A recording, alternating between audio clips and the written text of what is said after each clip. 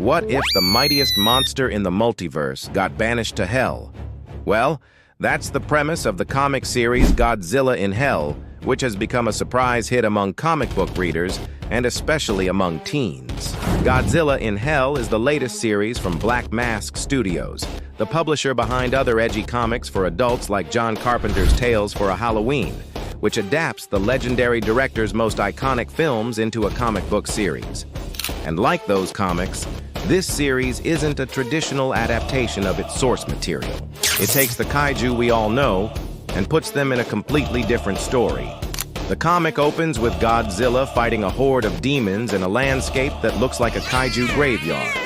And soon enough, we learn that this is indeed hell, and that our favorite monster has been banished there by an all-powerful being known only as the Architect. But why? Well, we'll tell you right after. The Architect reveals that Godzilla was brought to hell because he represents ultimate destructive power, which could help the Architect destroy the multiverse and remake it in their own image. Of course, Godzilla refuses and charges at the Architect, but they simply create a new kaiju to fight him, one that looks a lot like a demonic version of King Ghidorah. This new monster is able to hold its own against Godzilla, and it seems like our hero might actually be in trouble. But then it gets distracted by some nearby lava, and Godzilla takes the opportunity to attack. And that's when we learn just how much of a powerhouse this monster really is. It's revealed that this is actually a good guy who used to be known as King Caesar. He explains that he and many other kaiju were turned evil by the Architect and made into the devil's minions. And thankfully, he's not the only kaiju who has managed to resist the darkness. Soon enough, we see other familiar faces like Mothra and Rodan, as well as a gigantic, terrifying SpaceGodzilla. Now, this is a very different take on SpaceGodzilla than the one we saw in Godzilla 2. In fact, it's kind of a subversion of the expectations set up in that film. SpaceGodzilla here is a force of pure destruction who revels in death and decay, which is pretty clear from the way he's written, and also from the fact that his design incorporates a lot of imagery associated with the occult. But while these kaiju have put up a strong fight against the Architect's forces, it becomes clear that only Godzilla has the power to defeat the main villain. The Architect reveals that they've been watching Godzilla since he first appeared on Earth and have grown bored with his constant rampages. That's why they took it upon themselves to bring him to hell, hoping for a more entertaining challenge.